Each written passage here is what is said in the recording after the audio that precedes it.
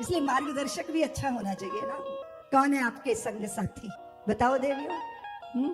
एक पानी की छोटी सी बूंद पत्ते पे गिरती है तो ओस बनती है, रेत में गिरती है तो रेत में खो जाती है, तवे पे गिरती है तो जल जाती है, और अगर सांप के मुंह में गिरती है तो जहर बन जाती है, और नन्ही सी बूंद सीपी में गिरती है तो आवधार मोती बन जाती है। बूंद तो वही है, पर संग का इतना बड़ा प्रभाव पड़ता है। संग कैसा है जी, इस बात का विचार करना चाहिए। अगर आपने अपना आकलन करना है तो अपनी सहेलियों, अपने मित्रों के बारे में सोचो। उनकी मति गति जैसी होगी ना, वैसे ही आपका स्वाद होगा। टेस्ट आपका कैसा है? आपका टेस्ट सत्संगी अच्छे लगते हैं या ताश खेलने वाले? कौन अच्छे लगते हैं? कौन अच्छे लगते हैं? बोतलें खोलने वाले अच्छे लगते हैं? कौन अच्छा लगता है? मैंने तो आजकल के मित्रों को और ये तथाकथित सहेलियों को बहुत घर उजाड़ते देखा। पुत्र को जन्म दिया तो आ गई सहेली, बेस्ट फ्रेंड थी उसकी कॉलेज के दिनों में, लेकिन अब पड़ोसन भी बन गई वो। तो कहती है बहुत सुंदर है तेरा पुत्र, और तू तो पुत्र की माँ बन के और सुंदर हो गई है। ये बताओ, इतने सुंदर प्रसंग पे तेरे पति ने तुझे कुछ दिया कि नहीं उपहार में? अब वो सोचने लगी, उसने कहा उपहार तो कुछ नहीं दिया। तो कहती है फिर बहुत विचित्र है वो, तुम बेकार उसके लिए दीवानी हुई पड़ी है, कहीं और ही चक्कर होगा उसको। इतने महत्वपूर्ण प्रसंग पे भी तुझे उपहार नहीं दिया। अब कान में फूंक मार के चली गई वो बेस्ट फ्रेंड। और जब पति देव शाम को घर आए तो इतना मुंह फुलाए थे कुप्पा बना के। तो पति ने पूछा क्या हुआ, मूड ऑफ है क्या, मन ठीक नहीं है? तो एकदम तपाक से फट पड़ी बम्ब की तरह, कह रही है कि तुम्हें क्या मतलब मेरे मूड से? तुमने कभी ध्यान भी दिया मुझे क्या अच्छा लगता है क्या नहीं अच्छा लगता? तुम्हें कभी इसकी फिक्र भी है? वो कहते हैं कि भाई मेरे को फिक्र नहीं होती तो मैं तुम्हें पूछता ही क्यों? मैंने तेरे चेहरे से देख लिया कि तू परेशान है। उसने कहा नहीं तुम ड्रामा मत करो मेरे सामने, मुझे कुछ नहीं बताना तुझसे। अरे उसने कहा बता दे भाई। उसने कहा नहीं मुझे तो तेरे इरादों पे ही शक है, मैं तेरे चाल चलन समझ नहीं पाई। वो तो मेरी भली हो, मेरी अच्छी सहेली, उसने मुझे ये दृष्टि दी है। इतनी लड़ाई हुई कि दोनों वकील ढूंढ रहे थे तलाक लेने के लिए। सोचिए जरा, विचार कीजिए। उसके पहले उसने उपहार का सोचा भी नहीं था।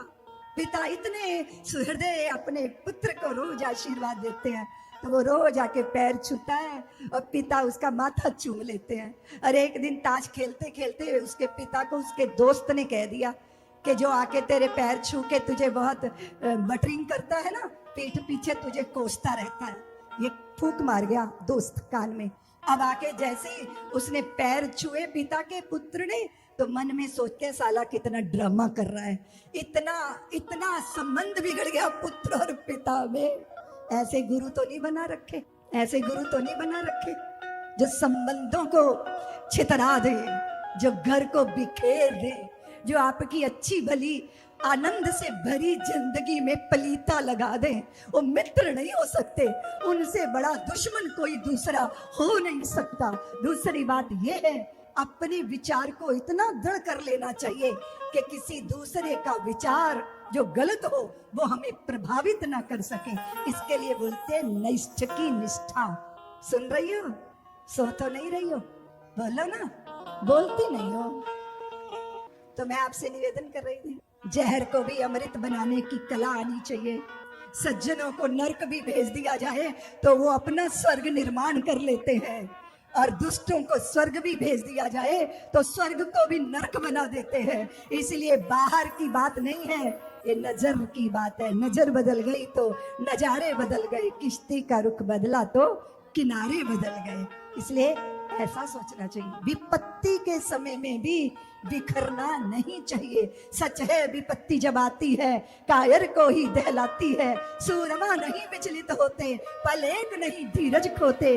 विघ्नों में राह बनाते हैं, कांटों को गले लगाते हैं। मुख से न कभी उफ कहते हैं, जो आ पड़ता सो सहते हैं। खम ठोक ठेलता है जब नर, पर्वत के जाते पांव उखड़। मानव जब जोर लगाता है तो पत्थर पानी बन जाता है। ऐसी दृढ़ता चाहिए। ऐसी दृढ़ता जब जीवन में होती है तो संसार की बड़ी बाधा भी बाधा नहीं नजर आती। और यहाँ प्रश्न है, अद्भुत प्रश्न है, प्रश्न करो ऐसा जिससे पूछा जाए वो भी प्रसन्न हो जाए। तो सुखदेव भगवान से परीक्षित ने प्रश्न किया, सुखदेव भगवान प्रसन्न हो गए। वरीयानेशते प्रश्न कृतो लोकहितं नृपः आत्मावित् सम्मतः पुंसा श्रोतव्यादिषु यः परा। बहुत सुंदर है। लोकहित का प्रश्न, मरणासन व्यक्ति को क्या करना चाहिए, म्रियमान के लिए करणीय क्या। बहुत लंबा चौड़ा उपदेश उनको प्राप्त हुआ है। सीधी सीधी सार तत्व ये है कि जब जीवन का उत्तरार्ध आ रहा हो, आसक्तियों की बेड़ियों को धीरे धीरे कमजोर करते जाना। हम सब जानते हैं कि हमारी आसक्ति किसमें है। हमारी आसक्ति किसी व्यसन में है, किसी व्यक्ति में है, या अपने किसी विकार में है। ये जो आसक्ति है ये दोबारा जन्म दे देगी। जिनके प्रति आसक्ति होती है उनकी स्मृति में जब शरीर छूटता है, तो उन्होंने बताया, अब ये तो पुराने जमाने की बात है कि घर का त्याग करके किसी स्वच्छ स्थान पर, किसी कुएं में, जलाशय में, सरोवर में स्नान करके बैठ जाना चाहिए। अपने आसन को साध लेना चाहिए, श्वासों को साध लेना चाहिए। जितासनो जित श्वासो जित संगो जितेंद्रिया स्थूले भगवतो। अब आपका मन स्थूल भगवान का, जो विराट भगवान है, उसके में अपना मन लगा दीजिए। कैसे मन लगाना है आप समझिए कि इस तरह ब्रह्मांड है, ये भगवान का ही स्वरूप है। पाताल में तस ही पाद मूलम। बहुत पाताल जो है वो भगवान के चरणों के तलवे हैं। इस तरह पूरे विराट रूप का विचार करते करते ब्रह्मांड में तलातल, ये सारे पाताल सुतल परमात्मा के चरण हैं, भगवान के घुटने हैं, भगवान की जंगाएं हैं, ये जो दिशाएं हैं भगवान के बाल हैं, ये जो अश्वनी कुमार हैं, ये जो सारे देवता दिग्गंत हैं, सब में भगवान विराट रूप की कल्पना करके उनके चिंतन में लग जाना चाहिए, जो भी जहां भी दिखाई दे। और इसके लिए तुलसी बाबा ने क्या कहा, सिया राम मैं सब जग जाने कराऊं प्रणाम जोरी जुग पानी। सिया राम मैं सब जग जाने कराऊं प्रणाम जोरी जुग पानी। सिया राम मैं सब जग जाने कराऊं प्रणाम जोरी जुग पानी। और आपको भारत के महापुरुषों के बहुत सारे दृष्टांत मिल जाए जिन्होंने कण-कण में परमात्मा का दर्शन किया। जिधर देखता हूँ मुझे मेरा श्याम नजर आता। मेरी नजर में कौन है जी? कौन है मेरी नजर में? किसी भी रूप को देखो, किसी भी रंग को देखो, किसी भी आकार को देखो, सब में परमात्मा का दर्शन करो। एक शायर ने बहुत अच्छा लिखा, सुनो, कि अब न कर पर्दा नशी। ऐसे एक संत थे। कौन संत थे? नामदेव जी। रोटी बना के रखते जा रहे थे, एक कुत्ता रोटी उठा के चल दिया, तो उन्होंने डंडा लेके कुत्ते को मारा नहीं, उसके पीछे घी का कटोरा लेके चलने लगे। नामदेव ने बनाई रोटी, कुत्ते ने उठाई, पीछे घी का कटोरा लिए जा रहे। प्रभु रूखी तो ना खाओ, थोड़ा घी भी लेते जाओ। कैसी शक्ल बनाई तूने स्वान की, मुझे ओढ़नी उड़ा दी इंसान की। एक नाथ जी भी ऐसे ही थे। गंगोत्री से गंगा जल लेके चले कि रामेश्वरम जाएंगे, अभिषेक करेंगे। 6 महीने की कठिन यात्रा की कांवर लेकर थोड़े दिनों की और यात्रा हो जाती, रामेश्वरम पहुंच जाते। लेकिन एक गहरे गड्ढे में गिरे हुए प्यासे तड़पते गधे को जब बेहोश होता और कभी होश में आता तो तड़पता, उसे देख के वो अधीर हो गए। दृष्टि उनकी भी रही होगी ना, सिया राम मैं सब जग जानी। तो वो गंगा जल उस गधे को पिला दिया, पूरा उंडेल दिया उसके ऊपर। तो सभी ने कहा, एक नाथ तेरी यात्रा तो भंग हो गई, तूने भोले बाबा का पानी गधे को पिला दिया। लेकिन एक नाथ जी ने क्या देखा, उसी गधे में से देवाधिदेव महादेव प्रकट हो गए और वो बोले, उन्होंने कहा एकनाथ, अब तुम्हें रामेश्वरम आने की जरूरत नहीं है, रामेश्वरम स्वयं चलकर तेरे पास आ गए। क्यों? क्योंकि तुमने मृणमय के पीछे चिन्मयी सत्ता को पहचान लिया। जिधर भी देखे, जिधर भी मेरी नजर में मेरा श्याम नजर आता, मेरी नजर में मेरा श्याम मुरली वाला, मेरी नजर में मेरा श्याम मुरली वाला, मेरी नजर में मेरा श्याम मुरली वाला है। गा रही हो? आप गाते हो कि नहीं? मुंह बंद क्यों किए बैठे हो? मुंह में कुछ है क्या? बताओ ना। मौन व्रत किया है क्या? बोलो ना। तोतली हो गया? वो एक ने ब्याह किया, एक्सीडेंट हो गया तो पत्नी के दांत टूट गए तो तुतलाने लगी। फिर उसने दूसरा ब्याह किया तो वो बाथरूम में फिसल गई, जीव कट गई तो वो भी तुतलाने लगी। फिर तीसरा ब्याह किया, वो ऑलरेडी पहले से ही तुतला रही थी। तो घर में 3-3 तोतलियां बैठी हैं। तो मित्र कहते हैं यार कभी भोजन नहीं कराया, 3-3 भाभियां घर में हैं, पीछे ही पड़ गया।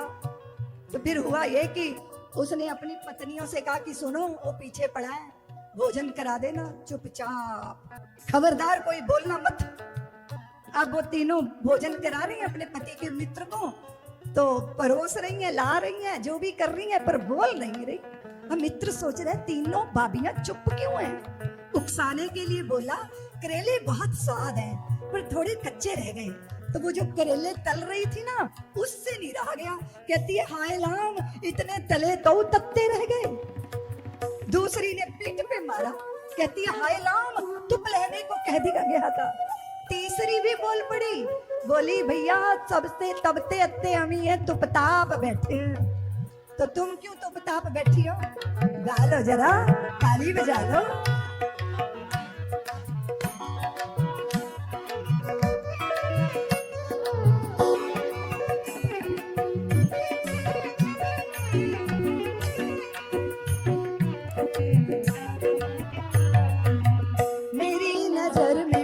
श्याम मुरली वाला, मेरी नजर में मेरा श्याम मुरली वाला है, मेरी नजर में मेरा श्याम मुरली वाला, मेरी नजर में मेरा श्याम मुरली वाला है। जिधर में देखो, जिधर में देखो उधर श्याम मुरली वाला है, मेरी नजर में मेरा श्याम मुरली वाला है, मेरी नजर में मेरा श्याम मुरली वाला है।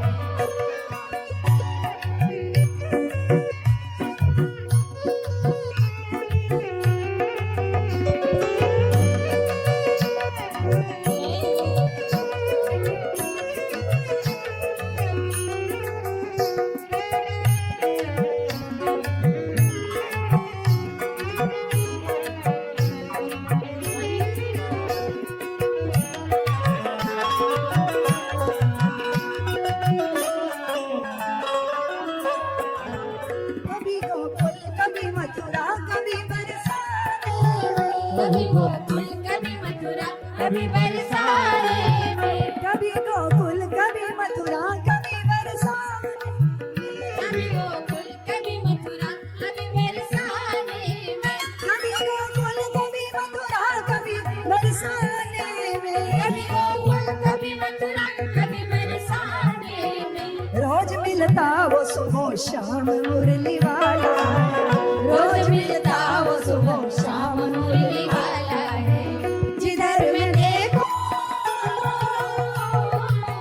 जिधर में देखो उधर शाम मुरली वाला, मेरी नजर में मेरा श्याम मुरली वाला है, मेरी नजर में मेरा श्याम मुरली वाला है।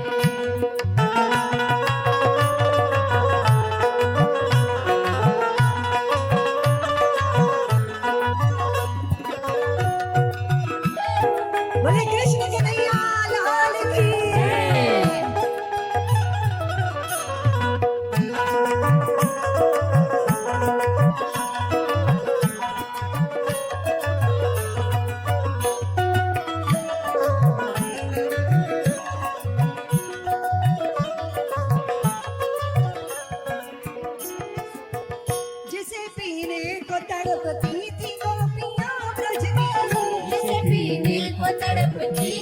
गोपियां ब्रज की, जिसे पीने को तड़पती थी गोपियां ब्रज की, जिसे पीने को तड़पती थी गोपियां ब्रज की, जिसे पीने को तड़पती थी गोपियां ब्रज की, जिसे पीने को तड़पती थी गोपियां ब्रज की।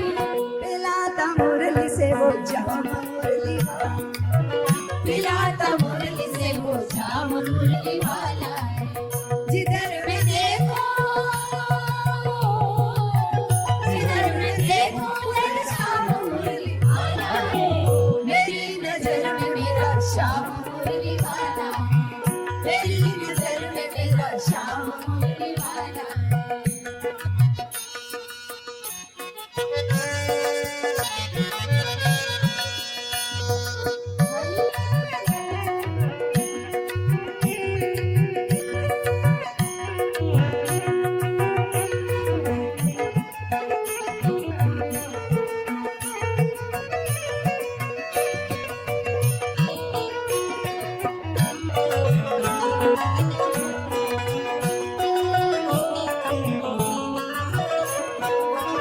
उसके बिगड़े हुए हर काम बना देता है, उसके बिगड़े हुए हर काम बना देता है, उसके बिगड़े हुए हर काम बना देता है, उसके बिगड़े हुए हर काम बना देता है, उसके बिगड़े हुए हर काम बना देता है, उसके बिगड़े हुए हर काम बना देता है। जिसकी जुबान पे सिर्फ नाम मुरली वाला, जिसकी जुबान पे सिर्फ नाम मुरली वाला है, जिधर भी देखो,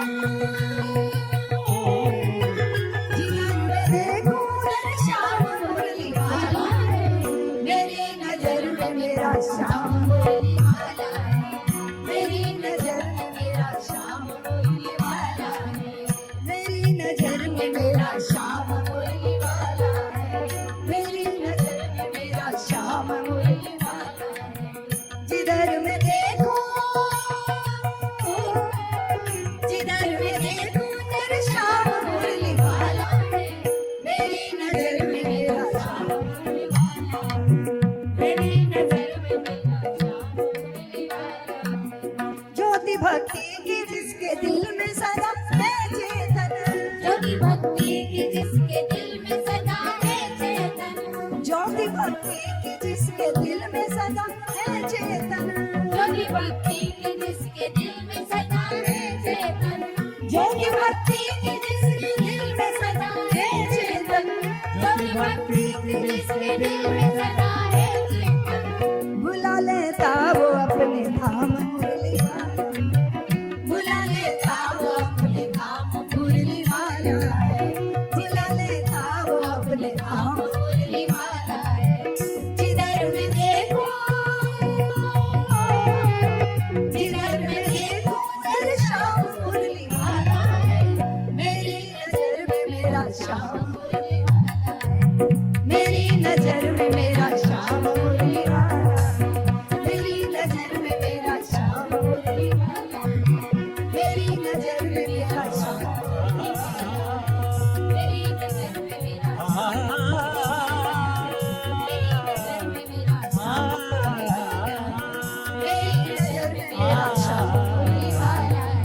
मेरी नजर में मेरा श्याम मुरली वाला है, मेरी नजर में मेरा श्याम मुरली वाला है। परीक्षित जी जैसे मुमुक्षु को सुखदेव भगवान मिले, और सुखदेव भगवान भागवती कथा के प्रसंग को सुनाते सुनाते सृष्टि का वर्णन करते हैं। सृष्टि कैसे हुई? पहले भगवान नारायण की नाभि कमल में से एक विशाल कमल का पुष्प प्रकट हुआ। उस कमल की बहुत ऊंची नाल और उस कमल पे चतुर्मुख ब्रह्मा जी का प्राकट्य हुआ। भगवान ने कहा कि ब्रह्मा जी आप सृष्टि का निर्माण कीजिए। ब्रह्मा जी बोले कि प्रभु मैं उस महातत्व को जानना चाहता हूँ जो मूल में है। जब मैं तत्व से पहचान कर लूंगा तो मैं जगत के कार्य में प्रवृत्त होकर भी उसकी माया से मोहित नहीं होऊंगा। तब भगवान ने चतुश्लोकी भागवत का ब्रह्मा जी को उपदेश दिया। अहमेवास्मेवाग्रे नान्यदयत सदसत परम पश्चादहं यदेतच्च यो वशिष्येत सोऽस्म्यहम् ऋते अर्थं यत् प्रतीयेत न प्रतीयेत चात्मनि तद् विद्यादात्मनो माया यथा भासो यथा तमः यथा महान्ति भूतानि भूतेषु सावचेष्वनु प्रविष्टानि तशतथा तेषु न तेषवहम् एतावदेव जिज्ञासं तत्त्वजिज्ञासुनात्मनः अनव्यतिरेकाभ्याम् यत् स्यात् सर्वत्र सर्वदा। नारायण भगवान ने ब्रह्मा जी से कहा, अहमेवास्मेवाग्रे। ब्रह्मा जी, भगवान कहते हैं कि ब्रह्मा जी, सृष्टि के पूर्व भी मैं था और सृष्टि में भी मैं हूं, और जब सृष्टि नहीं रहेगी तब जो शेष बचता है वो मैं ही हूं। पश्चादहं यदेतच्च यो वशिष्येत सोऽस्म्यहम्। ये जितना भी स्थूल जगत दिखाई दे रहा है एकमात्र मेरी ही सत्ता पर स्थिर है। ये मेरी सत्ता से प्रकट होता है, मेरी सत्ता में स्थित है और मेरी सत्ता में लय हो जाता है। जैसे सागर में लहर पैदा होती है, सागर की छाती पर अटकेलियां करती है और सागर की छाती में ही उस विराटता में ही समा जाती है। जैसे देवियों, सोने के गहने सोने में ही हैं, सोने में ही बने, सोने में ही टिके हैं, और जब तुम सारे गहनों को ओखली में लेके कूट देती हो तो गहने नहीं रहते पर सोना ही शेष बचता है। जैसे मिट्टी के बर्तन मिट्टी में पैदा होते हैं, मिट्टी में स्थित होते हैं और मिट्टी में ही लय हो जाते हैं, ऐसे ये संपूर्ण जगत परमात्मा में प्रकट होता है, परमात्मा में स्थिर रहता है और परमात्मा में ही लय हो जाता है। ये घड़े और कुंभकार की तरह नहीं है कि कुम्हार ने मिट्टी ली और घड़ा बना दिया। यहाँ निमित्त भी परमात्मा है, उपादान भी परमात्मा है, निमित्त उपादान और कारण भी परमात्मा है।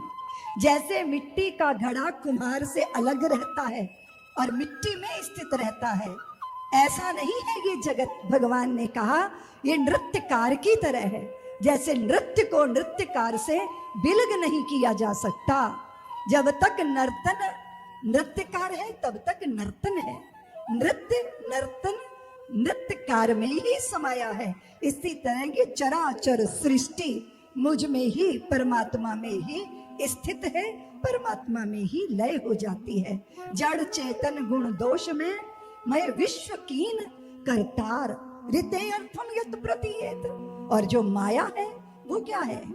माया जो सत्य है उसको छुपा लेती है और जो नहीं है उसको दिखा देती है।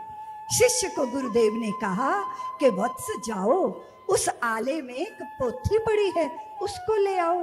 तो चेला उनका डरते हुए लौट आया, बोले गुरुदेव उस पोथी पर तो सांप बैठा है। तो गुरुजी ने कहा जाओ ओम नमः शिवाय, ओम नमः शिवाय का मंत्र जाप करते जाओ, वो सर्प चला जाएगा। ये ओम नमः शिवाय का मंत्र जाप करके गया, फिर लौट आया, बोले गुरुजी मंत्र सुनकर भी वो सांप नहीं जाता। तो गुरुजी समझ गए, उन्होंने कहा पुत्र ऐसा करो दिया जला लो, दिया जला के फिर जाओ। फिर दिए के रोशनी में वो गया और फिर हंसता हुआ आया, बोले गुरुजी पोथी पर सांप नहीं, वहां तो रस्सी रखी थी, अंधेरे में वो मुझे सांप नजर आ रहा था। तो ये क्या है? ये क्या है? अंधेरे के धुंधलके ने रस्सी में सांप का बोध करवा दिया। परमात्मा छिप गए और जगत हमें दिखाई देता है। किसकी वजह से? माया की वजह से।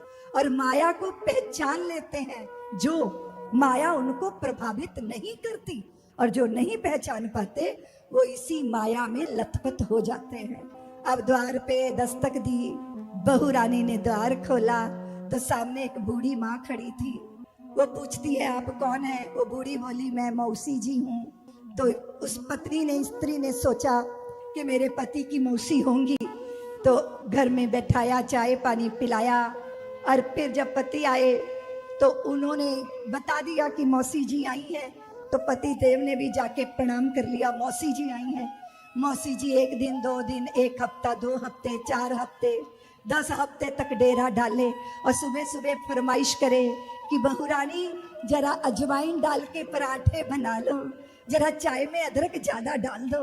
अब इतनी सेवा करते करते बहू रानी का नाक में दम हो गया। उसने अपने पति से कहा सुनो जी, अपनी मौसी को जाने के लिए बोलो ना, ये हमेशा के लिए आ गई क्या? उसने कहा किसने कहा मेरी मौसी? मैं तो सोच रहा था तेरी मौसी आई है। उसने कहा कि तो फिर मुझसे तो पूछ लेते। तो वो सोचता है मेरी मौसी, वो सोचता है तेरी मौसी, वो सोचती है तेरी मौसी, तो फिर ये किसकी मौसी है? बोले उसी से पूछ लेना चाहिए। तो दोनों गए, बोले मौसी जी आप किसकी मौसी हैं?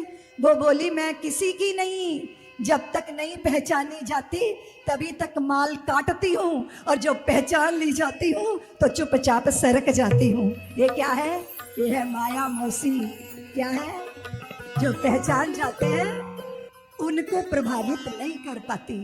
इसलिए माया को पहचानने की दृष्टि होनी चाहिए कि नहीं? बोलो ना देवियों, बोलती नहीं हो। अब पत्नी पति के पीछे पड़ गई।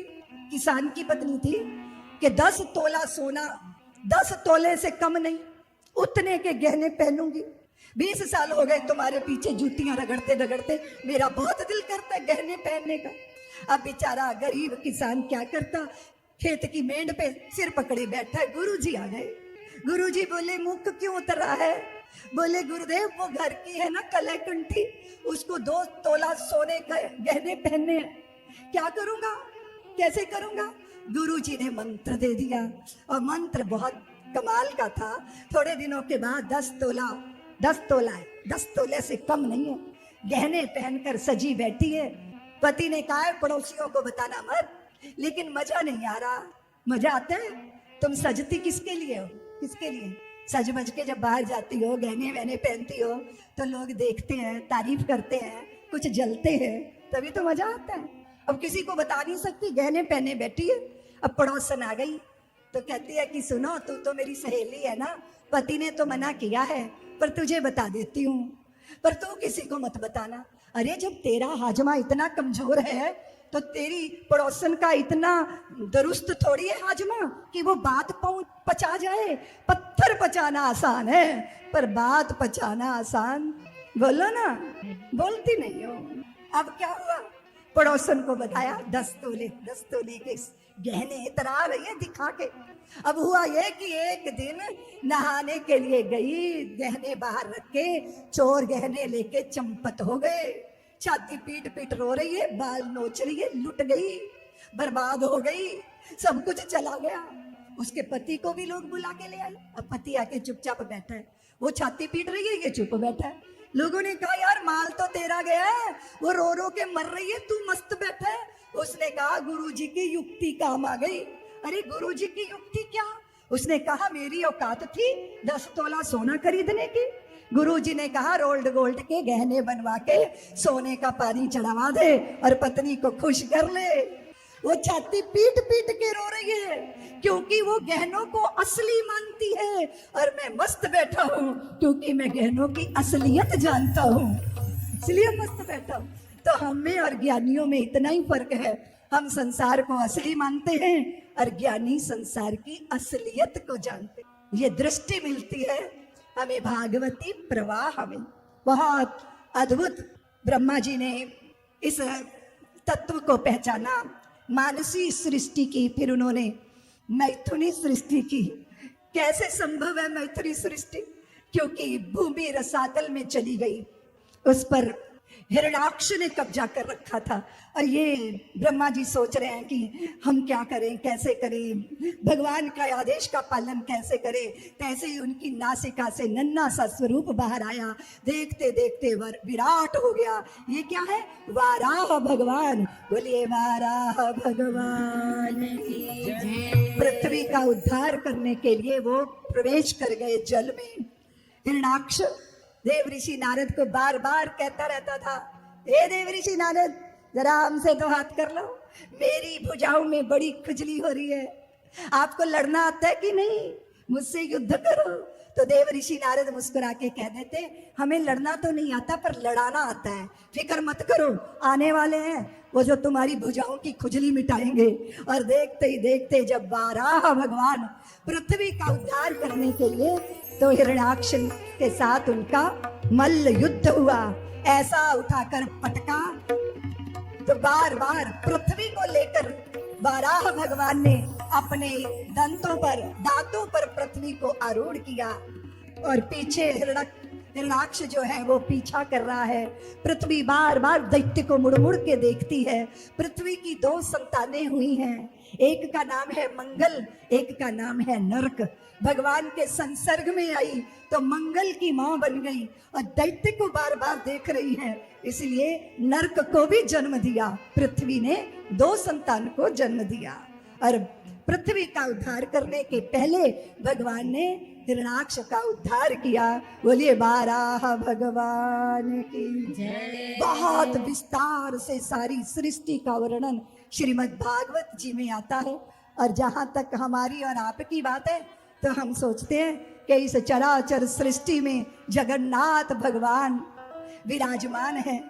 नहीं देखा अपने जगदीश्वर को, जगत को तो देखा है ना, इसके सौंदर्य को तो देखा है ना। बोलो देवियों, रेगिस्तान में शरबत के गोले पैदा हो गए, क्या बोलते हो उसको, क्या बोलते हो, मतीरे बोलते हो, क्या बोलते हो, तरबूज बोलते हो, क्या बोलते हो। राजस्थान जहां कुआं खोदो तो पानी भी तारे जैसा दिखाई देता है, इतना गहरा कुआं खोदना पड़ता है। वहां भगवान ने शरबत के गोले तरबूज पैदा कर दिए। और कश्मीर में केसर, बादाम, अखरोट, जहां सर्दी है वहां गर्म चीजें पैदा की, जहां गर्मी है वहां ठंडी वस्तुएं, ठंडे फल पैदा किए। इतने फल खाने को है, इतने ड्राई फ्रूट खाने को है, कितने दलहन, कितने अनाज पैदा किए। धरती, आसमान देखो जरा, आपने इतना बड़ा पंडाल खड़ा किया तो कितने खंबे खड़े किए हैं, लेकिन आसमान, इस तंबू के नीचे कोई खंबा है क्या, बोलो ना। बहुत सुंदर एक दृष्टि है। आप देखो, अपने शरीर को देख लो। नाक अगर भगवान ने यहाँ ना लगा के इधर लगा दी होती तो रोटी का कौर तोड़ते, इधर सूंघते, फिर इधर मुख में डालते। विचार करो जरा, कितना परफेक्शन है। नाक के नीचे मुख है कि बदबूदार चीज भीतर ना चली जाए। अब सुनो देवियों, कान कितने बढ़िया है, लेकिन अगर खाली छेद होते तो बात बन जाती ना। ये ऊपर एक इतना बड़ा आकार क्यों बनाया भगवान ने? उन्हें पता था कि कलयुग के लोग चश्मे लगाएंगे, ऐनक लगाएंगे तो डंडी टिकाने की जगह भी होनी चाहिए। हमारे शिष्य है डॉक्टर श्याम अग्रवाल, वो आंखों के ऑपरेशन करते हैं वात्सल्य ग्राम में। 26 साल हो गए उनको। उन्होंने मेरे को कहा, दीदी वहां हम अगर भगवान व्यवस्था ना करते ना तो आंख में लेंस भी नहीं लगा सकते थे, लेंस टिकाने की व्यवस्था भी, स्पेयर पार्ट्स भी आपके बॉडी में फिट किए हैं। अद्भुत है ना। अजीबा देखो, आपकी जीभ, जीभ को क्या बोलते हैं, क्या बोलते हैं जीभ को, क्या बोलते हैं, क्या बोलते हैं, क्या बोलते हैं, रसना, क्या बोलते हैं, बोलो ना। और आपकी रसोई को क्या बोलते हैं, तुम क्या बोलते हो, क्या बोलते हो, ईमानदारी से बताना। किचन, जहाँ किचकिच होती रहती है वो किचन है। जहाँ रस की निष्पत्ति होती है, जहाँ ऐसा भोजन बनता है कि ठाकुर को भोग लगाया जाता है, वो प्रसाद बन जाता है, उसे पाते हैं जब रसना से राम राम राम करके भोजन बनाते हैं, तब वो भोजन रस बन जाता है। बन जाता है ना। कितनी सुंदर व्यवस्था की है। जीवा से स्वाद भी लेते हैं और वाणी का प्रभाव भी जीवा से। एक एक व्यवस्था भगवान की इतनी सुंदर है, कितना बढ़िया चमत्कार है ये। क्यों कोई बाबा जी आ जाए चमत्कारी, पीछे पड़ जाती हो, भगवान के पीछे नहीं लगती हो, जिन्होंने इतना बड़ा चमत्कार, सृष्टि परमात्मा का चमत्कार है। 9 महीने में बालक परिपक्व होकर जन्म लेता है। हाँ, जो माताएं सीधे से कागज पे 2 लाइनें सीधी नहीं खींच सकती, वो इतने सुंदर पुत्र की मां बन जाती हैं। ये उनकी करामात नहीं है, ये सब ईश्वर की कृपा है। वही रचनाकार है, वही चित्रकार है, वही शिल्पकार है। एक अपनी बुद्धि लगा रहा था, आम के पेड़ के नीचे बैठा, कहता है भगवान आपकी अकल का दिवाला निकल गया। आपने बारीक सी बेल पर बड़े बड़े तरबूज लगा दिए और इतने भारी वृक्ष पे छोटी छोटी अंबियां बोलते हो, वो छोटी छोटी आम की जो छोटे साइज की, उसको क्या बोलते हैं? अमिया। अरे बोले तुमने क्या ड्रामा कर रखा है? वो भगवान से शिकायत कर रहा था। बोले प्रभु आपके पास अकल का दिवाला निकल गया था तो थोड़ी अकल मुझसे उधार लेते हैं। इतने बड़े पेड़ पे बड़ा फल लगा होना चाहिए, कमजोर सी बेल पे छोटा फल लगा होना चाहिए। ये सोच ही रहा था, हवा का झोंका आया और एक अम्मी ऊपर से गिरी, सीधा नाक पे आके एकदम पीड़ा से बिलबिलाने लगा, चेहरा लाल हो गया, आंखों में आंसू आ गए। फिर हाथ जोड़ के बोला प्रभु आपकी प्लानिंग परफेक्ट है, अगर मेरी योजना के अनुसार इस पेड़ पे तरबूज जैसा भारी फल लगा होता तो ये थोबड़ा बिगड़ जाता, चेहरे का भूगोल बिगड़ जाता। आप जो करते हो वो बहुत अच्छा करते हो। सुनो जी, सुनती हो? अगर दुख का ब्लैक बोर्ड ना होता तो सुख की सफेद खड़िया भी कभी प्रकट ना होती। अगर तुमने वियोग का दंश न झेला होता तो तुम्हें संयोग का रस भी ना मिलता। अगर तुम अपमानों से न गुजरे होते तो तुम्हें सम्मान की कीमत नहीं पता चलनी थी।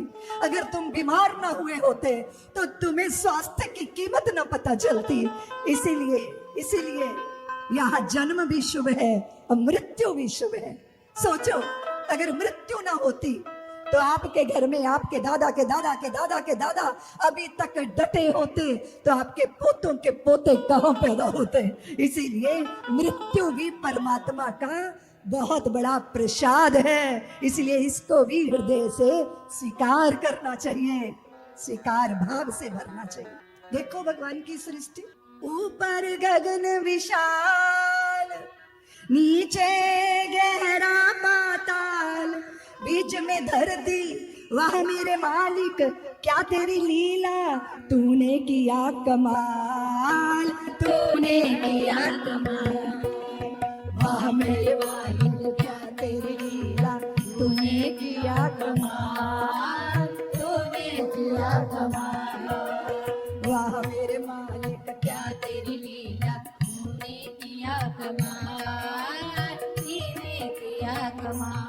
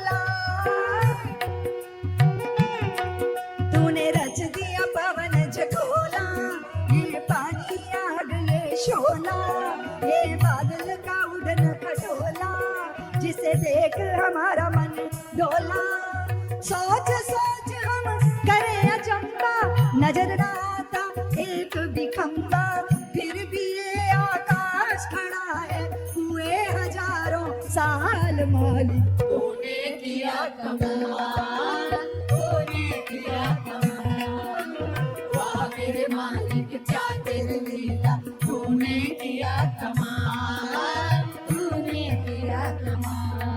तूने रचाई के अद्भुत प्राणी जिसका नाम इंसान, जिसकी नन्ही जान के भीतर भरा हुआ तूफान, इस जग में इंसान के दिल को कौन सका पहचान, इसमें ही शैतान छुपा है, इसमें ही भगवान, बड़ा गजब का है ये खिलौना, बड़ा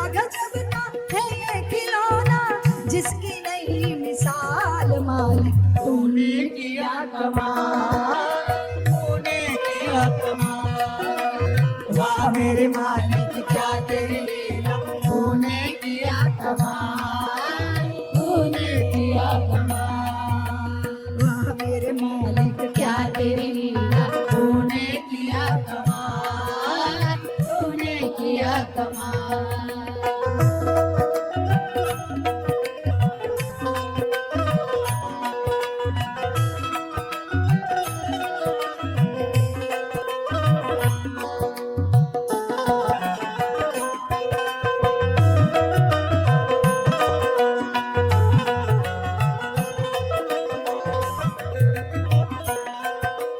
चारों तरफ एक इंद्रजाल सा तूने रचा विधाता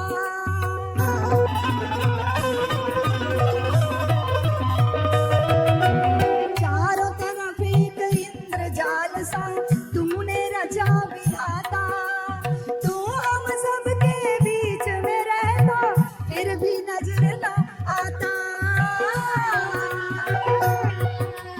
पत्ता पत्ता लता लता पूछ रहे सब तेरा पता कहाँ छिपा है अब तो बता सामने आ जा अब न सता एक बार तो झलक दिखा जा कर जा हमें निहाल मालिक तूने किया कमाल तूने किया कमाल वाह मेरे मालिक क्या तेरी लीला तूने किया कमाल तूने किया कमाल वाह मेरे मालिक क्या तेरी लीला तूने किया कमाल तूने किया कमाल वाह मेरे मालिक वाह मेरे मालिक वाह मेरे मालिक तूने किया कमाल तूने किया कमाल तूने किया कमाल वाह मेरे मालिक क्या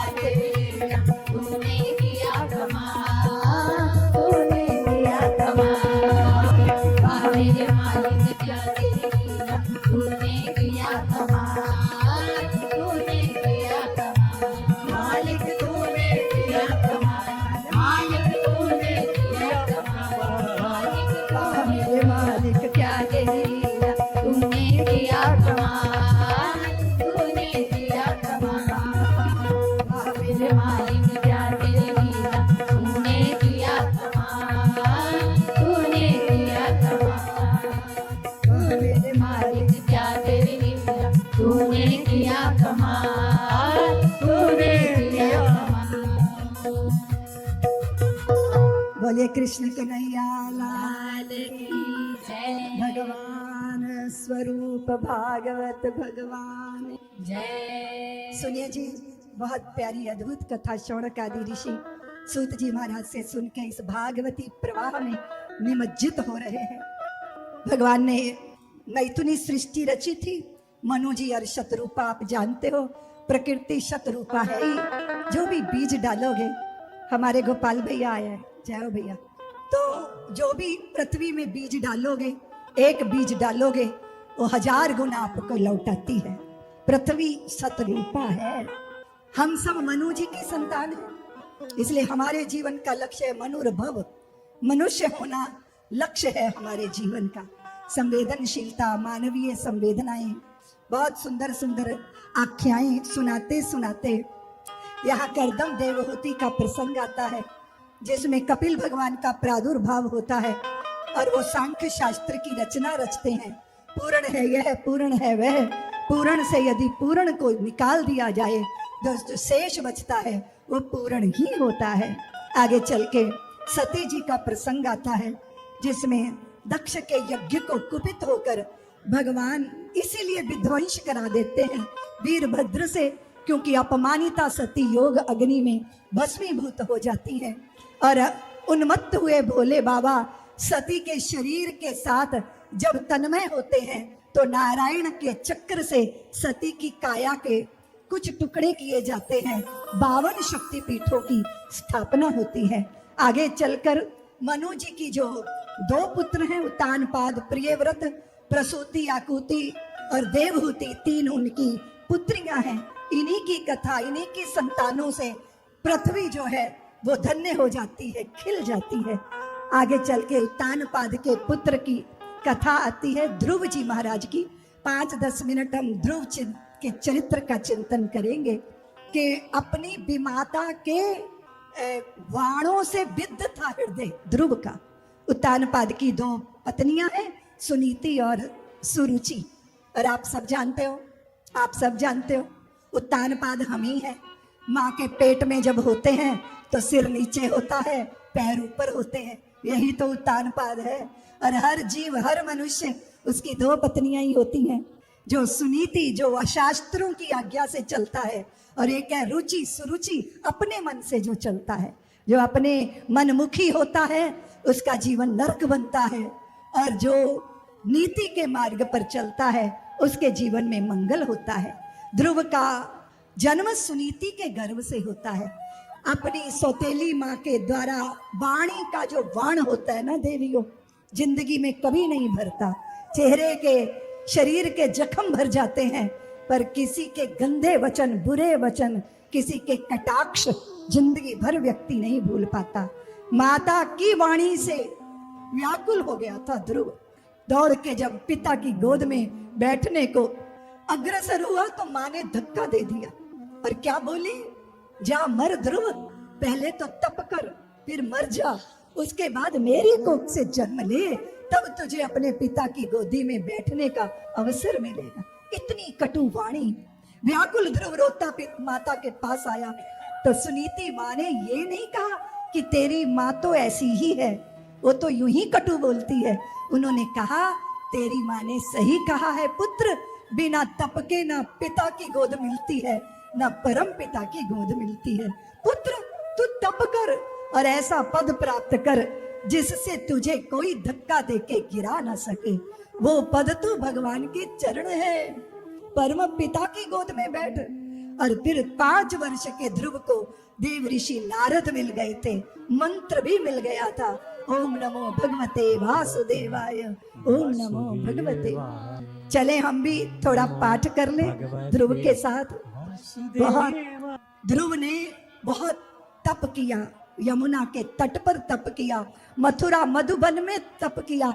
आज भी जाओगे ना तो आपको ध्रुव टीला वहां दिखेगा। अन्न का त्याग किया, फल खाए, फलों का त्याग किया, पत्ते खाए, पत्तों का भी त्याग कर दिया, जल पिया, फिर जल का भी त्याग कर दिया, हवाओं का भक्षण किया, फिर सांस को भी अवरुद्ध कर लिया। सारे देवता व्याकुल हो गए, पर मंत्र जाप चल रहा है ध्रुव जी का।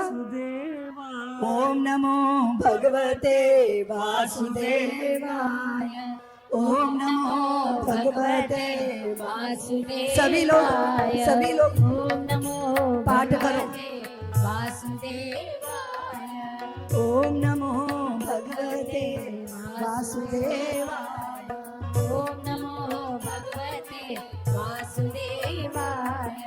वासुदेवाय मेरो नंद नंदनाय, वासुदेवाय मेरो नंद नंदनाय, वासुदेवाय मेरो नंद नंदनाय, वासुदेवाय मेरो नंद नंदनाय। ओम नमो भगवते वासुदेवाय, ओम नमो भगवते वासुदेवाय, ओम नमो भगवते वासुदेवाय, ओम नमो भगवते वासुदेवाय, ओम नमो भगवते वासुदेवाय, ओम नमो भगवते वासुदेवाय। ध्रुव की आतुर व्याकुल कर देने वाली पुकार ने देवताओं को विवश किया। देवताओं ने भगवान को विवश कर दिया। ध्रुव को दर्शन देने नहीं, भगवान ध्रुव के दर्शन करने के लिए आए। शंख चक्र गदा पद्म धारण किए। भगवान जब ध्रुव के सामने प्रकट हो गए तो ध्रुव ने आंखें बंद की हुई थी। हृदय में झांकी भगवान की, बलपूर्वक भगवान ने उस झांकी को छीन लिया। अचकचा के आंखें खोली तो सम्मुख भगवान को देखकर ध्रुव मुग्ध हो गए। ओम नमो भगवते वासुदेवाय, ओम नमो भगवते वासुदेवाय, वासुदेवाय मेरो नंद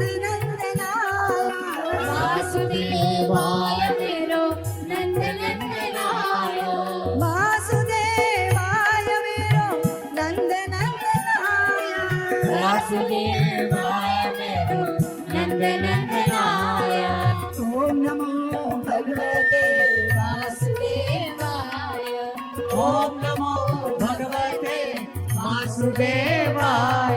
मौन है वाणी, चुप है। ध्रुव के पास शब्द नहीं है। भगवान ने शंख से ध्रुव के गालों को छुआ है, वाणी प्रस्फुटित हुई है और हृदय में जो था सो मांगा। ऐसा पद जो अक्षुण रहे, आज भी वो पद ध्रुव पद के नाम से त्रिलोकी में प्रसिद्ध है। भगवान ने ध्रुव को दर्शन नहीं दिए, भगवान ध्रुव का दर्शन करने आए। एक बड़ा अलवेला भक्त देव ऋषि नारद से कहता है, देव ऋषि आप वैकुंठ जा रहे हैं तो भगवान से पूछिएगा मुझे कब दर्शन देंगे। भगवान ने कहा, देव ऋषि उसे जाके बता दो, वो जिस पेड़ के नीचे बैठा तप कर रहा है, उस पेड़ में जितने पत्ते हैं ना, उतने जन्म वो मुझे पुकारेगा, तब मैं उसको दर्शन दूंगा। और जैसे ही उस भक्त को आके देव ऋषि ने कहा कि भैया तुझे बड़ी लंबी अवधि मिली है, तू तो इमली के पेड़ के नीचे बैठा है, इमली के पत्ते तो गिने ही नहीं जा सकते, अनंत जन्मों तू प्रभु को पुकारेगा तब भगवान तुझे दर्शन देंगे। ये सुनते ही कि भगवान मुझे दर्शन देंगे, वो भक्त उठ के नृत्य करने लगा। ओह प्रभु ने मेरी प्रार्थना स्वीकार ली, मुझे लंबी अवधि की चिंता नहीं है, मुझे भगवान की स्वीकृति का आनंद है। जैसे वो भक्त नृत्य करने लगा, तैसे ही शंख चक्र गदा पद्म धारण किए चतुर्भुज रूप में भगवान प्रकट हो। देव ऋषि नारद ने कहा, प्रभु यही हेरा फेरी करनी थी तो हमसे झूठ क्यों बुलवाया? आप तो कहते थे कि अनंत जन्म ये मुझे पुकारे। भगवान ने कहा, देखो देव ऋषि, उसे मेरी स्वीकृति का कितना आनंद है, वो भूल गया कि अनंत जन्म मुझे लेने पड़ेंगे। इस भक्त को मैं दर्शन देने नहीं, मैं तो इसका दर्शन करने के लिए आया हूँ। आज भगवान ध्रुव के दर्शन करने आए। 5 वर्ष का बालक, एक ही धुन है, ओम नमो भगवते वासुदेवाय ओम नमो भगवते वासुदेवाय वासुदेवाय मेरो नंद नंदनाय वासुदेवाय मेरो नंद नंदनाय वासुदेवाय मेरो नंद नंदनाय वासुदेवाय मेरो नंद नंदनाय ओम नमो भगवते वासुदेवाय ओम नमो भगवते वासुदेवाय ओम नमो भगवते वासुदेवाय ओम नमो भगवते वासुदेवाय बोलिए चतुर्भुज नारायण भगवान की, जय भक्तवत्सल भगवान